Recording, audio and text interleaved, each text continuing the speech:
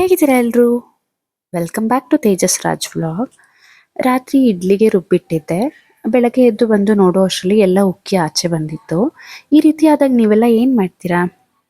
ನಾನಾದರೆ ಒಂದು ದೊಡ್ಡದಾಗಿರುವಂತಹ ಕಂಟೈನರ್ ಒಳಗಡೆ ನೀರನ್ನು ಹಾಕಿ ಒಂದು ಕಾಲು ಭಾಗದಷ್ಟು ಅದರೊಳಗಡೆ ಈ ಒಂದು ಇಡ್ಲಿ ಬ್ಯಾಟರ್ ಇರುವಂಥ ಪಾತ್ರನ ಹಾಕಿ ಇಡ್ತೀನಿ.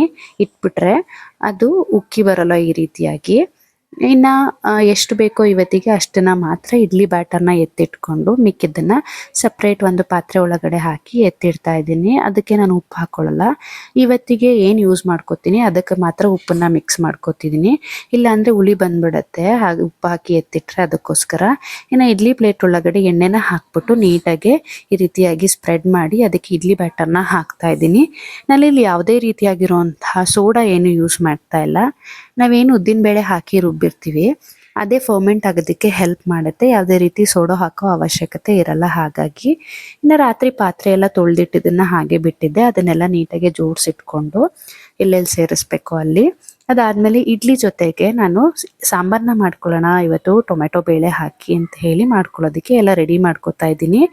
ನಾನಿಲ್ಲಿ ಅದಕ್ಕೆ ಏನೇನು ಬೇಕು ಅಂದರೆ ಈರುಳ್ಳಿ ಮತ್ತು ಬೆಳ್ಳುಳ್ಳಿ, ಟೊಮ್ಯಾಟೊ ಅಷ್ಟೇ. ಇನ್ನೇನೇನು ಎಕ್ಸ್ಟ್ರಾ ಹಾಕಲ್ಲ. ತುಂಬಾ ಸಿಂಪಲ್ಲಾಗಿ ರುಚಿಯಾಗಿ ಬರುತ್ತೆ. ಈ ರೀತಿಯಾಗಿ ನೀವು ಒಂದ್ಸಲ ಇಡ್ಲಿ ಒಟ್ಟಿಗೆ ಸಾಂಬಾರನ್ನ ಮಾಡಿ ನೋಡಿ, ತುಂಬಾ ರುಚಿಯಾಗಿ ಬರುತ್ತೆ. ನಾನಿಲ್ಲಿ ಬೇಳೆಗೆ ನಾರ್ಮಲ್ ಬೇಳೆ ಮತ್ತು ಮಸೂರು ಬೇಳೆ ಎರಡನ್ನೂ ಮಿಕ್ಸ್ ಮಾಡಿ ಇಟ್ಕೊಂಡಿರ್ತೀನಿ. ಅದನ್ನೇ ಹಾಕೋತಾ ಇದ್ದೀನಿ. ಟೀ ಗ್ಲಾಸ್ ಬರುತ್ತಲ್ಲ ಅದರಲ್ಲಿ 1.5 ಲೋಟದಷ್ಟು ಹಾಕೊಂಡ್ರೆ ಸಾಕಾಗುತ್ತೆ. ಜಾಸ್ತಿ ಏನು ಅವಶ್ಯಕತೆ ಇರಲ್ಲ. ಒನ್ ಟೈಮಿಗೆ ನಾವು ಇಡ್ಲಿ ಮಾಡ್ಕೊಳ್ಳೋದ್ರಿಂದ ಅದಕ್ಕೆ ಸಾಂಬಾರು ಬೇಕಿರೋದ್ರಿಂದ ಜಾಸ್ತಿ ಏನು ಹಾಕೊಳ್ಳೋದು ಅವಶ್ಯಕತೆ ಇಲ್ಲ. 1.5 ಕಪ್ಪಷ್ಟು ನಾವು ಬೇಳೆನ ತೊಗೊಂಡ್ರೆ ಸಾಕು. ನಮ್ಮನೆಯಲ್ಲಿ ಹೇಗೆ ಅಂತಂದರೆ ನನ್ನ ಮಗನಿಗೆ ಇಡ್ಲಿ ದೋಸೆ ಇದೆಲ್ಲ ತುಂಬಾ ಇಷ್ಟ ಆಗುತ್ತೆ. ಬಟ್ ನನ್ನ ಹಸ್ಬೆಂಡ್ಗೆ ಇಡ್ಲಿ ದೋಸೆ ಎಲ್ಲ ಇಷ್ಟ ಆಗಲ್ಲ. ಯಾಕೆಂತಂದರೆ ಇದು ಬೇಗ ಡೈಜೆಷನ್ ಆಗುತ್ತಲ್ಲ, ಹಾಗಾಗಿ ಅವರು ಬೇಗ ಹಸಿವಾಗುತ್ತೆ, ಸುಸ್ತಾಗುತ್ತೆ ಅಂಥೇಳಿ ಅವರು ಅಷ್ಟಾಗಿ ಇಷ್ಟಪಡಲ್ಲ. ಬಟ್ ಆದ್ರೂ ಮಾಡಲೇಬಾರ್ದು ಅಂತ ಏನಿಲ್ಲ ಅಲ್ವಾ, ಹಾಗಾಗಿ ಅಪರೂಪಕ್ಕೆ ಮಾಡ್ತಾ ಇರ್ತೀನಿ. ಇನ್ನು ನಾನಿಲ್ಲಿ ಹೇಳಿದ್ನಲ್ಲ ಬೇಳೆ ಸಾಂಬಾರಿಗೋಸ್ಕರ ಬೇಳೆನ ತೊಳೆದಿಟ್ಕೊಂಡು ಅದಕ್ಕೆ ಬೆಳ್ಳುಳ್ಳಿ ಮತ್ತು ಈರುಳ್ಳಿ, ಒಂದು 3-4 ಟೊಮ್ಯಾಟೊ ಮತ್ತು ಹಸಿಮೆಣಸಿನ್ಕಾಯಿ ಒಂದು 4-5 ಈ ರೀತಿಯಾಗಿ ಉದ್ದುದ್ದಕ್ಕೆ ಹೆಚ್ಕೊಂಡು ಸ್ವಲ್ಪ ಕೊತ್ತಂಬರಿನ ಸೇರಿಸ್ಕೊಂಡು ಕುಕ್ಕರ್ ಲಿಡ್ಡನ್ನು ಕ್ಲೋಸ್ ಮಾಡಿಕೊಂಡು ನೀವು ಒಂದು 2 ವಿಷಲ್ನ ಬರೆಸ್ಕೊಂಡ್ರೆ ಸಾಕಾಗುತ್ತೆ. ಜಾಸ್ತಿ ವಿಷಲ್ ಏನು ಬರೋದು ಬೇಕಾಗಲ್ಲ. 2 ವಿಷಲ್ಗೆ ಇದು ನೀಟಾಗಿ ಬೆಂದೋಗುತ್ತೆ. ಹಾಗಾಗಿ 2 ವಿಷಲ್ನ ಬರೆಸ್ಕೊಂಡ್ರೆ ಅದಾದಮೇಲೆ ನಾನು ಹೇಗೆ ಮಾಡೋದು ಅಂತ ಹೇಳಿ ತೋರಿಸ್ತೀನಿ. ಇನ್ನು ಅಷ್ಟರಲ್ಲಿ ಇವತ್ತಿನ ಮಾರ್ನಿಂಗ್ ಡ್ರಿಂಕಿಗೆ ನಾನಿಲ್ಲಿ ಯಾವುದೇ ರೀತಿ ಜ್ಯೂಸ್ನ ಮಾಡ್ಕೊತಿಲ್ಲ. ಹಾಗಾಗಿ ನಾನಿಲ್ಲಿ ಸಿನ್ನಮನ್ ವಾಟರ್ನ ಕುಡಿಯೋಣ ಅಂತ ಹೇಳಿ ಸಿನ್ನಮೋನನ್ನು ಬಿಸಿ ನೀರಿಗೆ ಹಾಕಿ ಅದನ್ನು ಕುದಿಲಿಕ್ಕೆ ಇಟ್ಟಿದ್ದೀನಿ. ಈ ಸಿನ್ನಮನ್ ವಾಟರಲ್ಲಿ ಕುಡಿಯೋದ್ರಿಂದ ನಮ್ಮ ಬಾಡಿನಲ್ಲಿ ಮೆಟಬಾಲಿಸಮ್ನ ಇನ್ಕ್ರೀಸ್ ಮಾಡಿ ನಮ್ಮ ವೆಯ್ಟ್ ಲಾಸ್ ಮಾಡೋದಕ್ಕೆ ತುಂಬಾ ಹೆಲ್ಪ್ ಮಾಡುತ್ತೆ. ಅಟ್ಲೀಸ್ಟ್ ವಾರಕ್ಕೊಂದ್ಸಲಿ ಆದರೂ ಸಿನ್ನಮನ್ ವಾಟರ್ನ ಕುಡಿಯೋದು ತುಂಬಾ ಹೆಲ್ತಿಗೆ ಒಳ್ಳೆಯದು. ಅದಾದಮೇಲೆ ಚಟ್ನಿಗೆ ಅಂತ ಹೇಳಿ ನಾನಿಲ್ಲಿ ಒಂದು ಕಡಾಯಿಗೆ ಎಣ್ಣೆನ ಹಾಕಿ ಅದಕ್ಕೆ ಹಸಿಮೆಣಸಿನ್ಕಾಯಿ ಮತ್ತು ಕರಿಬೇವು ಎರಡನ್ನ ಮಾತ್ರ ನೀಟಾಗಿ ಫ್ರೈ ಮಾಡಿಕೊಂಡು ಮತ್ತು ಅದಕ್ಕೆ ತೆಂಗಿನಕಾಯಿ, ಇವತ್ತು ಬರೀ ತೆಂಗಿನಕಾಯಿನ ಹಾಕಿ ಚಟ್ನಿ ಮಾಡ್ಕೊತಾ ಇದ್ದೀನಿ. ಇದಕ್ಕೆ ಕಡಲೆ ಬೀಜ ಕಡಲೆ ಏನೂ ಸೇರಿಸ್ಕೊತಾ ಇಲ್ಲ. ಪ್ಯೂರ್ ತೆಂಗಿನಕಾಯಿ ಚಟ್ನಿ ತುಂಬಾ ರುಚಿಯಾಗಿರುತ್ತೆ. ಇನ್ನು ತೆಂಗಿನಕಾಯಿ ಎಲ್ಲ ಹಾಕ್ಕೊಂಡಾದ್ಮೇಲೆ ಸ್ವಲ್ಪ ಕೊತ್ತಂಬರಿ ಮತ್ತು ನಾವು ಹುರಿದಿಟ್ಕೊಂಡಿರುವಂಥ ಹಸಿಮೆಣಸಿನ್ಕಾಯಿ, ಕರಿಬೇವು, ರುಚಿಗೆ ತಕ್ಕಷ್ಟು ಉಪ್ಪು, ಸ್ವಲ್ಪ ಹುಣಸೆ ಹಣ್ಣನ್ನು ಸೇರಿಸ್ಕೊಂಡು ಒಂದೇ ಒಂದು ಚೂರಷ್ಟು ಜಾಗ್ರಿ ಪೌಡರ್ನ ಸೇರಿಸ್ಕೊಂಡ್ರೆ ಆಯಿತು. ಬೆಲ್ಲನ ಸೇರಿಸ್ಕೊಂಡು ನೀಟಾಗಿ ಸ್ವಲ್ಪ ನೀರನ್ನು ಹಾಕಿ ಗ್ರೈಂಡ್ ಮಾಡಿಕೊಂಡ್ರೆ ಸ್ವಲ್ಪ ತರಿ ಇದ್ರೇ ಚೆನ್ನಾಗಿರುತ್ತೆ, ನುಣ್ಣಗೇನು ಬೇಡ. ಅದಾದಮೇಲೆ ಅದಕ್ಕೆ ನಾನಿಲ್ಲಿ ಚಟ್ನಿಗೆ ಒಗ್ಗರಣೆಗೆ ರೆಡಿ ಮಾಡ್ಕೋತಾ ಇದ್ದೀನಿ. ಅದಕ್ಕೋಸ್ಕರ ಒಂದು ಪುಟಾಣಿದೊಂದು ಬಾಣಲಿನ ಇಟ್ಕೊಂಡು ಅದಕ್ಕೆ ಎಣ್ಣೆನ ಹಾಕಿ ಎಣ್ಣೆ ಬಿಸಿ ಆದಮೇಲೆ ಸಾಸಿವೆ, ಕಡಲೆಬೇಳೆ, ಉದ್ದಿನಬೇಳೆ, ಸ್ವಲ್ಪ ಕರಿಬೇವು ಮತ್ತು ಸ್ವಲ್ಪ ಇಂಗನ್ನು ಹಾಕ್ಕೊಂಡು ಒಗ್ಗರಣೆ ಮಾಡ್ಕೊಂಬಿಟ್ರೆ ಸಾಕಾಗುತ್ತೆ. ಇದನ್ನು ನಾವು ಏನು ಚಟ್ನಿ ಮಾಡ್ಕೊಂಡಿದ್ವಿ ಆ ಒಂದು ಚಟ್ನಿಗೆ ಈ ಒಗ್ಗರಣೆನ ಹಾಕಿ ನೀಟಾಗಿ ಮಿಕ್ಸ್ ಮಾಡಿಕೊಂಡ್ರೆ ಚಟ್ನಿ ರೆಡಿ ಆಗಿಬಿಡುತ್ತೆ. ತುಂಬಾ ರುಚಿಯಾಗಿರುತ್ತೆ ಇಡ್ಲಿಗೆ. ಈ ರೀತಿ ಒಗ್ಗರಣೆ ಮಾಡೋದ್ರಿಂದ ಈಗ ಬೇಸಿಗೆ ಅಲ್ವಾ, ಅದು ಅಳಿಸೋಗಲ್ಲ. ಹಾಗಾಗಿ ಹಾಳಾಗಬಾರ್ದು ಅಂತ ಅಂದರೆ ಈ ರೀತಿ ಒಗ್ಗರಣೆ ಮಾಡಿ ನೋಡಿ, ಹಾಳಾಗಲ್ಲ. ಇನ್ನು ಸಿನ್ನಮನ್ ವಾಟರು ರೆಡಿಯಾಗಿತ್ತು. ಅದನ್ನು ಇವತ್ತು ಈಗ ಕುಡ್ಕೊಂಡು ಅದಾದಮೇಲೆ ಇಡ್ಲಿನೂ ಕೂಡ ಅಷ್ಟರಲ್ಲಿ ರೆಡಿಯಾಗಿತ್ತು. ಅದನ್ನೆಲ್ಲ ತೆಗೆದು ಬಾಕ್ಸ್ಗಳಿಗೆಲ್ಲ ಪ್ಯಾಕ್ ಮಾಡ್ಕೊಂಬಿಡೋಣ ಅಂತ ಹೇಳಿ ಪ್ಯಾಕ್ ಮಾಡ್ಕೋತಾ ಇದ್ದೀನಿ ನಾನಿಲ್ಲಿ. ಈ ರೀತಿಯಾಗಿ ಎಲ್ಲ ಒಟ್ಟೊಟ್ಟಿಗೆ ಕೆಲಸ ಮಾಡ್ಕೊಳ್ಳೋದ್ರಿಂದ ನಮಗೆ ಬೇಗ ಬೇಗನೆ ಮಾರ್ನಿಂಗ್ ಟೈಮು ಕೆಲಸ ಆಗ್ಬಿಡತ್ತೆ. ಹಾಗಾಗಿ ನಾವು ಇಲ್ಲಿ ಮಲ್ಟಿ ಟಾಸ್ಕರ್ ಆಗಬೇಕಾಗತ್ತೆ ಮಾರ್ನಿಂಗ್ ಟೈಮು. ಇಲ್ಲ ಅಂತ ಅಂದರೆ ತುಂಬಾ ಟೈಮ್ ತೊಗೊಂಡ್ಬಿಡುತ್ತೆ. ಇಲ್ಲ ತಡಿಯಪ್ಪ ಇಡ್ಲಿ ಎಲ್ಲ ಫುಲ್ಲು ಮುಗಿಲಿ, ಅದಾದಮೇಲೆ ಸಪ್ರೇಟಾಗಿ ಬಾಕ್ಸಿಗೆ ಪ್ಯಾಕ್ ಮಾಡ್ಕೊಳ್ಳೋಣ, ಸಾಂಬಾರಾಗಲಿ ಚಟ್ನಿ ಆಗಲಿ ಅಂತ ಕುತ್ಕೊಂಡ್ರೆ ತುಂಬಾ ಲೇಟ್ ಆಗಿಬಿಡುತ್ತೆ. ನಾನು ಹಾಗೆ ಮಾಡಲ್ಲ. ಇನ್ನು ಅಷ್ಟರೊಳಗೆ ಕುಕ್ಕರ್ ವಿಷಲ್ಲು ಸಹ ಬಂದಿತ್ತು. ಆ ಬೇಳೆಲಿರುವಂಥ ನೀರನ್ನೆಲ್ಲ ಸಪ್ರೇಟ್ ತೆಕ್ಕೊಂಡು ಮತ್ತು ಬೇಳೆ ಟೊಮೆಟೊ ಈರುಳ್ಳಿ ಎಲ್ಲ ಇತ್ತಲ್ಲ ಅದನ್ನು ನೀಟಾಗಿ ಈ ರೀತಿಯಾಗಿ ನಾನು ಸ್ಮ್ಯಾಶ್ ಮಾಡ್ಕೊತಾ ಇದ್ದೀನಿ. ಸ್ಮ್ಯಾಶ್ ಮಾಡ್ಕೊಂಡಿದ್ದಾದಮೇಲೆ ನಾನು ಸಪ್ರೇಟ್ ತೆಗೆದಿಟ್ಕೊಂಡಿರುವಂಥ ನೀರನ್ನು ಸಹ ಸೇರಿಸ್ಕೊಂಡು ಮಾಮೂಲಿಯಾಗಿ ಒಗ್ಗರಣೆನ ಮಾಡ್ಕೊತಾ ಇದ್ದೀನಿ. ಒಂದು ಪಾತ್ರೆಗೆ ಎಣ್ಣೆನ ಹಾಕಿ ಸಾಸಿವೆನ ಹಾಕಿ ಸ್ವಲ್ಪ ಜೀರಿಗೆನೂ ಸಹ ಸೇರಿಸ್ಕೊಂಡು ಅದು ಸ್ವಲ್ಪ ಚಟಪಟ ಅಂತ ಸಿಡಿದಾದ್ಮೇಲೆ ಅದಕ್ಕೆ ಕರಿಬೇವು ಮತ್ತು ಇಂಗು ಅಷ್ಟು ಮಾತ್ರನ ಸೇರಿಸ್ಕೊಳ್ತಾ ಇದ್ದೀನಿ. ಇನ್ನೇನು ಈ ಒಗ್ಗರಣೆಗೆ ಹಾಕೋತಾ ಇಲ್ಲ ನಾನಿಲ್ಲಿ. ಈವನ್ ಈರುಳ್ಳಿ ಎಲ್ಲ ಏನು ಸೇರಿಸ್ಕೊತಾ ಇಲ್ಲ.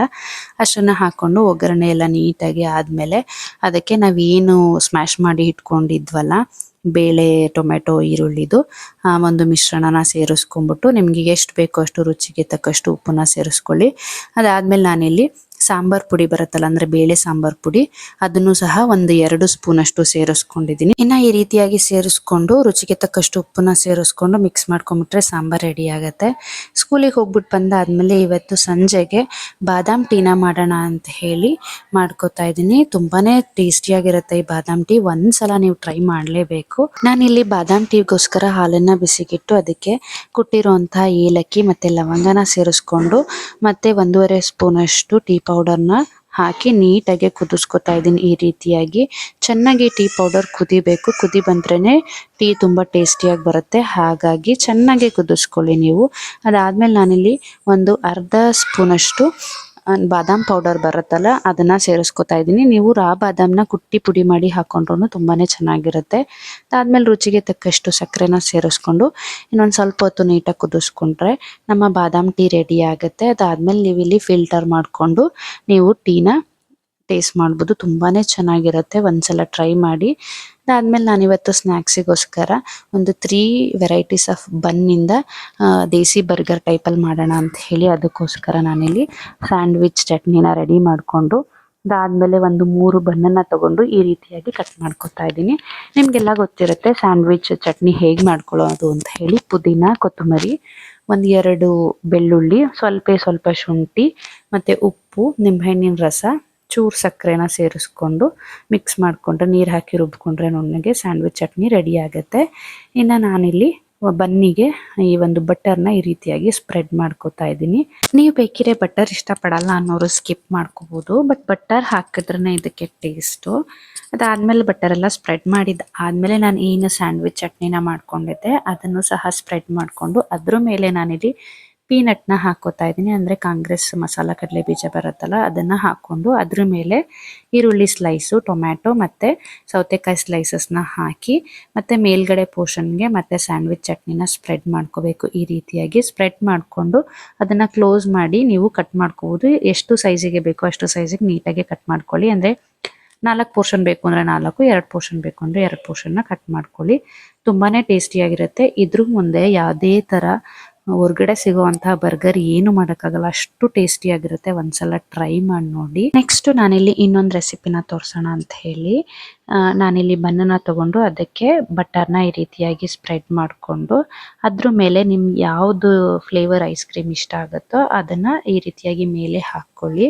ನಾನಿಲ್ಲಿ ಟೂಟಿ ಫ್ರೂಟಿ ಫ್ಲೇವರ್ನ ಹಾಕ್ಕೊಂಡಿದ್ದೀನಿ. ಇದು ಅಷ್ಟೇ ತುಂಬಾ ಟೇಸ್ಟಿಯಾಗಿರುತ್ತೆ. ಇದ್ರ ಹೆಸರು ಬಂದು ಐಸ್ ಕ್ರೀಮ್ ಬನ್ ಬಟರ್ ಅಂತ ಹೇಳಿ. ತುಂಬಾ ಟೇಸ್ಟಿಯಾಗಿರುತ್ತೆ. ಇದನ್ನು ಕೂಡ ಒಮ್ಮೆ ಟ್ರೈ ಮಾಡಿ ನೋಡಿ. ಯಾರು ಸ್ವೀಟ್ ಇಷ್ಟಪಡ್ತಾರೋ ಅವರಿಗಂತೂ ಒಂದು ಫೇವ್ರೇಟ್ ಆಗಿಬಿಡುತ್ತೆ ಇದು. ಅದಾದಮೇಲೆ ಇನ್ನೊಂದು ಪ್ಯೂರ್ ದೇಸಿ ಬರ್ಗರ್ನ ಮಾಡೋಣ ಅಂಥೇಳಿ ಅದಕ್ಕೋಸ್ಕರ ನಾನಿಲ್ಲಿ ಸ್ಯಾಂಡ್ವಿಚ್ ಚಟ್ನಿ ಮತ್ತು ಬಟರ್ನ ಸ್ಪ್ರೆಡ್ ಮಾಡಿಕೊಂಡು ಅದ್ರ ಮೇಲೆ ಸ್ಲೈಸಸ್ ಆಗಿ ಕಟ್ ಮಾಡ್ಕೊಂಡಿರುವಂಥ ಟೊಮ್ಯಾಟೊ, ಈರುಳ್ಳಿ ಮತ್ತು ಸೌತೆಕಾಯಿನ ಈ ರೀತಿಯಾಗಿ ಹಾಕ್ಕೊಂಬಿಟ್ಟು ಅದ್ರ ಮೇಲೆ ನೀವು ಈ ರೀತಿ ಕ್ಲೋಸ್ ಮಾಡ್ಕೊಂಬಿಟ್ಟು ಕಟ್ ಮಾಡಿಕೊಂಡ್ರೆ ತುಂಬಾ ಟೇಸ್ಟಿಯಾಗಿರೋ ದೇಸಿ ಬರ್ಗರ್ ರೆಡಿ ಆಗುತ್ತೆ. ನನ್ನ ಹಸ್ಬೆಂಡ್ ಅಂತೂ ತುಂಬ ಚೆನ್ನಾಗಿ ಬಂದಿದೆ ಅಂತ ಹೇಳ್ತಾ ಇದ್ರು.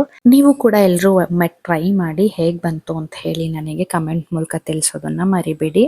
ಇನ್ನು ಅದಾದಮೇಲೆ ರಾತ್ರಿ ಊಟಕ್ಕೆ ನಾನಿಲ್ಲಿ ಗೋಧಿ ರೊಟ್ಟಿನ ಮಾಡಿಕೊಂಡು ಅದ್ರ ಒಟ್ಟಿಗೆ ಬೀಟ್ರೂಟ್ ಪಲ್ಯನ ಮಾಡ್ಕೊಳ್ಳೋಣ ಅಂತ ಹೇಳಿ ಮಾಡ್ಕೊತಾ ಇದ್ದೀನಿ. ಅದಕ್ಕೋಸ್ಕರ ಬಾಣಲಿನ ಬಿಸಿಗಿಟ್ಟು ಅದಕ್ಕೆ ಎಣ್ಣೆನ ಹಾಕಿ ಕಡಲೆಬೇಳೆ, ಉದ್ದಿನಬೇಳೆ, ಹಸಿಮೆಣಸಿನ್ಕಾಯಿ, ಹೆಚ್ಚಿಟ್ಕೊಂಡಿರೋಂಥ ಈರುಳ್ಳಿ, ಕರ್ಬೇವಿನ ಸೊಪ್ಪನ್ನೆಲ್ಲ ಹಾಕಿ ನೀಟಾಗಿ ಫ್ರೈ ಮಾಡ್ಕೋಬೇಕು.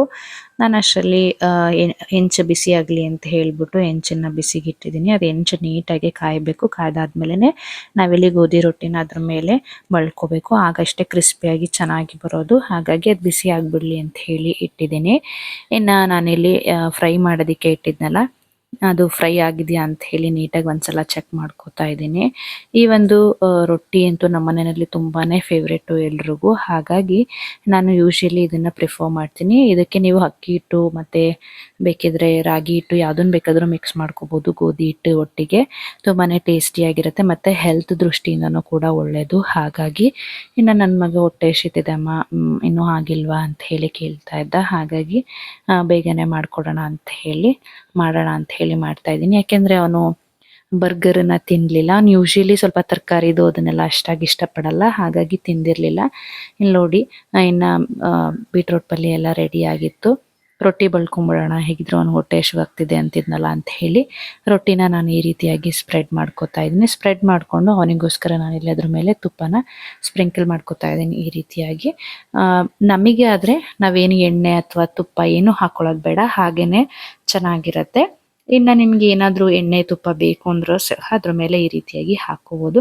ಇನ್ನು ಅವನಿಗೆ ತುಪ್ಪನ ಹಾಕಿ, ನನಗೆ ಪಲ್ಯ ಬೇಡ ಬೆಲ್ಲನ ಹಾಕೊಡಿ ಅದಕ್ಕೆ ಅಂತ ಹೇಳ್ದೆ. ಹಾಗಾಗಿ ಅವನಿಗೆ ಬೆಲ್ಲನ ಹಾಕಿ ಕೊಟ್ಟೆ.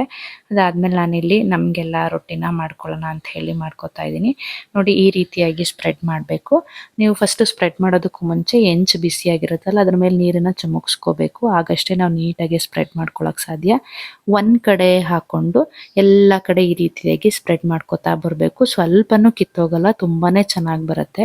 ನೀವೇನಾದ್ರೂ ನೀರು ಹಾಕೊಂಡಿಲ್ಲ ಅಂತ ಅಂದ್ರೆ ತುಂಬಾ ಬಿಸಿಯಾಗಿರುತ್ತಲ್ಲ ಹೆಂಚು, ನಿಮ್ಮ ಕೈಗೆ ಬಂದ್ಬಿಡುತ್ತೆ ಹಿಟ್ಟು. ಹಾಗಾಗಿ ನೀರನ್ನ ಹಾಕಿ ಸ್ವಲ್ಪ ಹೆಂಚನ್ನ ತಣ್ಣಗೆ ಮಾಡಿಕೊಂಡು ಅದಾದ್ಮೇಲೆ ಈ ರೀತಿಯಾಗಿ ಬಳ್ಕೋಬೇಕು. ಬಳ್ಕೊಂಡಿದ್ದಾದ್ಮೇಲೆ ಸ್ವಲ್ಪ ಎಣ್ಣೆ ಹಾಕಿ ಮೇಲೆ ಲಿಡ್ಡನ್ನ ಕ್ಲೋಸ್ ಮಾಡಿ ಬೇಯಿಸ್ಕೊಂಡು ತಿರ್ಗಿಸ್ಕೊಂಡ್ಬಿಟ್ರೆ ಮುಗೀತು, ರೊಟ್ಟಿ ರೆಡಿ ಆಗ್ಬಿಟ್ಟಿರುತ್ತೆ. ಇನ್ನು ರೊಟ್ಟಿ ಎಲ್ಲ ತಿಂದು ಇವತ್ತಿನ ದಿನ ನಾವು ಮುಗಿಸ್ಕೊಂಡ್ವಿ.